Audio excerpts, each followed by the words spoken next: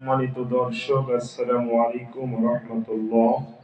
অনেকেই আমার কাছ থেকে একটি গজল শুনতে চেয়েছেন। আমি সেই গজলটি যখনই পরিবেশন করব, আপনারা কমেন্টে জানিয়ে দিবেন গজলটি আমার কেমন হয়েছে। ছেলে বলে, বাবা তোমার চুল পেকেছে, আমার মেয়ে বলে, বাবা জানের দাড়ি পেকেছে।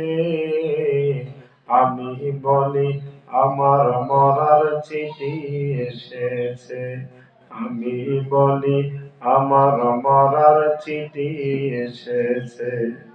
আমার বউ বলেছে বায়ু চড়াই পাগ ধরেছে চুলের গোড়ায় গো। আমার বউ বলেছে বায়ু চড়াই পাগ ধরেছে চুলের গোড়ায় গো। আমার বউ জানে না কোন কারণে চুল পেকেছে, আমার বউ বোঝে না কোন কারণে দাড়ি পেকেছে।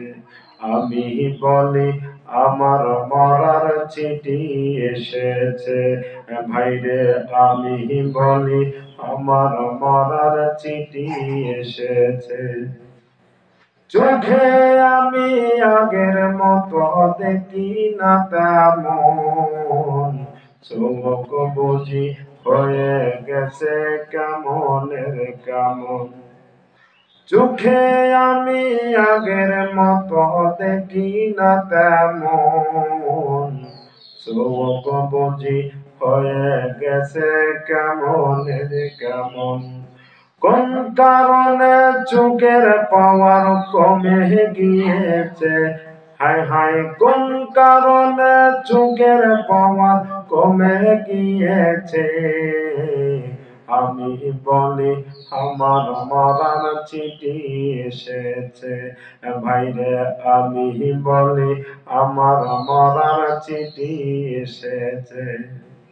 ছেলে বলে, বাবা তোমার চুল পেকেছে, আমার মেয়ে বলে, বাবা জানের দাড়ি পেকেছে। আমি বলি আমার মরার চিঠি এসেছে, ভাইরে আমি বলি আমার মরার চিঠি এসেছে। শরীর আমার আগের মতো চলে না তেমন, শরীর বুঝি হয়ে গেছে কেমনের কেমন। শরীর আমার আগের মতো চলে না তেমন, শরীর বুঝি হয়ে গেছে কেমনের কেমন। কোন কারণে শরীর আমার দুর্বল হয়েছে, হায়রে কোন কারণে শরীর আমার দুর্বল হয়েছে।